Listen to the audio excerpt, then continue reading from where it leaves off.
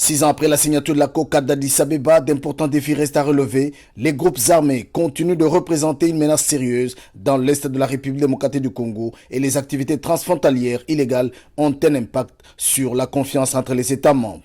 À New York, le mécanisme national de suivi de la COCAD d'Addis Abeba sous le patronage du président de la République, Félix Antoine Tshisekedi Tshilombo, a organisé, en marge de la 74e session de l'Assemblée générale des Nations unies, une conférence sur la paix et le développement. L'objectif, présenter au monde les améliorations sécuritaires dans son ensemble depuis l'accession du président de la République, Félix Antoine Tshisekedi Tshilombo, à la magistrature suprême et faire découvrir aux investisseurs les opportunités d'investissement qu'offre la République démocratique du Congo afin de stimuler la coopération économique et accélérer l'intégration régionale, a souligné le président de la République, Félix Antoine Tshisekedi Tshilombo. Nous avons un chantier énorme qui demande que tout le monde s'implique. C'est pour ça que je vous remercie d'être là et de vous investir comme nous le faisons déjà au Congo dans ce grand rêve qui deviendra réalité parce que nous y tenons.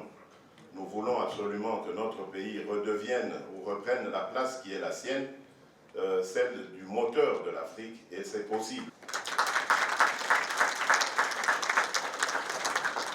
Un aperçu général des progrès accomplis et des difficultés dans la mise en œuvre efficace des engagements nationaux, régionaux et internationaux de la COCAD d'Addis Abeba a été fait par le coordonnateur national du mécanisme national de suivi de la COCAD, Claude Ibalanki. Remerciements sincères au chef de l'État, son Excellence M. Félix Antoine Tshisekedi Tshilombo, pour justement cet honneur qui nous a fait de marquer sa présence dans cette conférence. Mais au-delà de l'honneur, cela démontre l'engagement, comme le chef de l'État l'a dit lui-même, qu'il porte sur ces problèmes qui concernent la paix et la stabilité au Congo.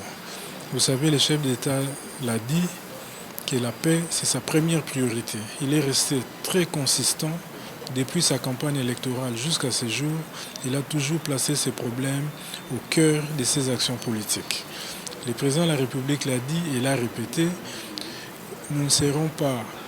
Sa présidence, il ne va pas considérer sa présidence un succès tant que le Congo ne retrouvera pas sa paix.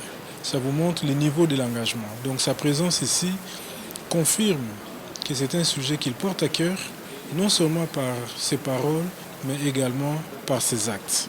La conférence de New York a attiré des investisseurs potentiels et l'envoyé spécial du secrétaire général des Nations Unies a salué les efforts du président de la République qui a présidé personnellement cette conférence sur la paix et le développement.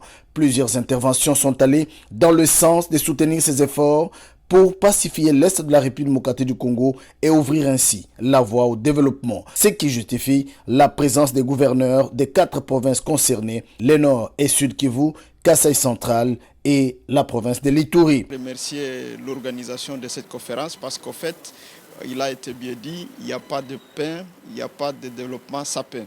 Et la République démocratique du Congo, spécialement ma province, le Nord Kivu, est victime de l'instabilité depuis plus de 25 ans. Et nous pensons que la nouvelle stratégie pour la recherche de la paix va nous permettre de consolider notre avenir, surtout le développement de la province. Chez nous, au Kasaï central, vous savez, nous avons le problème de la route de Kalamambouji, nous avons le problème d'érosion, nous avons le problème de santé, nous avons pas mal de domaines dans lesquels les interlocuteurs avec lesquels nous avons été cet après-midi sont intéressés pour investir chez nous. La conférence de New York a présenté la structure du plan d'investissement national permettant ainsi une meilleure coordination d'une hiérarchisation de priorités pour atteindre les objectifs.